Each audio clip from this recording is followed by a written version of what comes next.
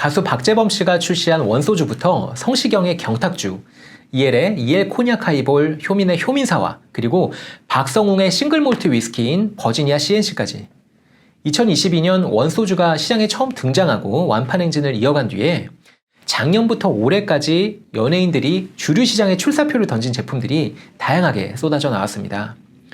저번 영상에서 국내 주류 소비의 트렌드가 취하기 위해 마시는 것에서 그 자체의 맛을 즐기기 위해 마시는 걸로 이 미식의 차원으로 변한다고 말씀드렸죠.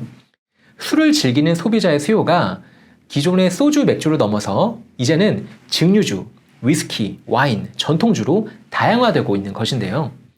그 중에서도 원소주나 경탁주 같은 전통주는 성장세가 가장 도드라지는 주류입니다. 주류산업 M&A, 오늘 소개해드릴 주제는 전통주 산업입니다. 전통주의 성장세는 소비자들이 많이 찾는 백화점에서부터 체감할 수 있습니다. 백화점 업계에 따르면 올해 들어 지난달까지 백화점 3사의 전통주 매출은 전년 동기보다 약 20%에서 40%까지 늘었다고 합니다.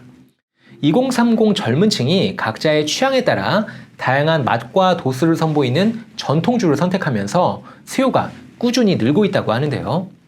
여기에다가 지역의 특색을 담은 상품을 선호하는 일명 로코노미 열풍도 전통주 시장 성장을 거들고 있습니다. 전통주의 소비뿐만 아니라 전통주 생산도 발맞춰서 함께 확장되고 있습니다.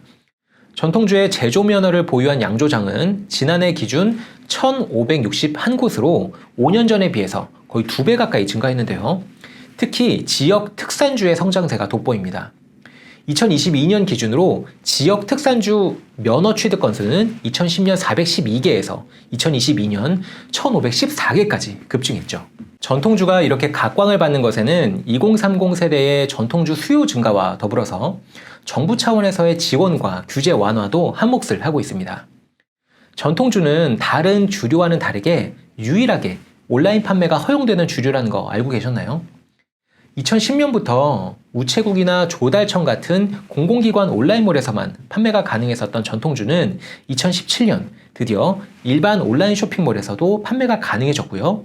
2020년부터는 코로나 영향으로 전통주의 온라인 소비가 더욱 폭발적으로 늘어나게 됩니다. 실제 통계를 봐도 국세청에 따르면 전통주의 출고액은 2018년 약 450억 원에서 2022년 약 1,600억 원으로 360% 가까이 급증했다고 합니다. 게다가 최근 7월에는 주스에 관련된 세법 개정안이 발표되면서 전통주 산업에 대한 지원 범위가 더 확대돼서 앞으로도 지속적인 성장이 기대되고 있습니다. 이렇게 전통주 시장은 빠르게 성장하고 있는데요. 반면 모든 양조 기업들이 성공을 거두고 있는 건 아닙니다. 최근 몇 년 사이에 전통주 제조 면허를 가진 업체가 국내에서 수천 개까지 급증했다고 하는데요. 반면 매출액이 10억 원 이하인 업체가 전체의 90%를 차지하고 있고요. 평균적인 종업원 수가 3명에 불과할 정도로 영세 사업자가 대다수인 게 현실입니다. 게다가 전체 주류 산업 내에서 이 전통주의 점유율은 여전히 1%대에 머물러 있을 정도로 현재 전통주 산업 자체의 경쟁력은 매우 약한 상태라고 볼 수 있습니다. 이 전통주 산업이 전체적으로 성장하기 위해서는 전통적인 양조라는 비즈니스 모델에서 벗어나서 이종 산업 간의 시너지를 만드는 게 필요해 보입니다. 전통주 산업은 일반적으로 높은 원가로 인해서 수익성이 부족하고요.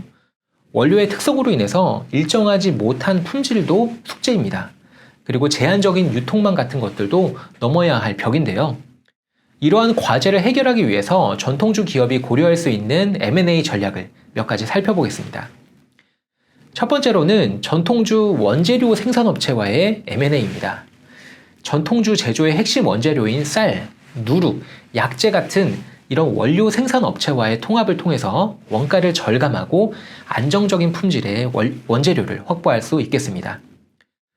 두 번째로는 저온 유통이나 물류 업체와의 M&A도 검토해 볼 수 있습니다. 전통주는 이 유통 중에 품질 유지하는 것이 정말 중요한 제품인데요. 저온 유통망을 보유한 물류 업체와의 협력을 통해서 전국적으로 동일한 품질을 유지하면서 안정적인 유통망을 구축할 수도 있습니다. 세 번째로는 해외 수출 전문 기업과의 M&A입니다. 전통주의 글로벌 시장 진출을 위해서 수출 경험이 있는 기업이나 이미 해외 유통망을 가지고 있는 회사와 협력해서 기존 전통주의 해외 인지도를 높이고 수출 기회도 확대할 수 있을 것으로 보입니다. 마지막으로는 프리미엄 리테일 체인과의 M&A인데요. 전통주의 이런 프리미엄 전략을 통해서 기존 대비해서 훨씬 더 높은 부가가치를 가지면서 고급 시장에서의 접근성을 강화하는 겁니다. 전통주 산업에 속한 소형 양조업체가 생존을 넘어서 성장하기 위해서는 M&A를 통한 새로운 혁신을 만들어내는 것이 너무나 중요합니다. 이를 위해서는 기업의 가능성과 한계를 분명하게 파악하고 전략적인 접근이 필요합니다. 이러한 준비 과정에서 전문가의 도움을 받는 것도 너무나 중요할 것 같습니다. 전통주 제조업에 새로운 동력을 위한 M&A 자문이 필요하시다면 저희 브릿지 코드에 문의 주시기 바랍니다. 감사합니다. 이준명 이사였습니다.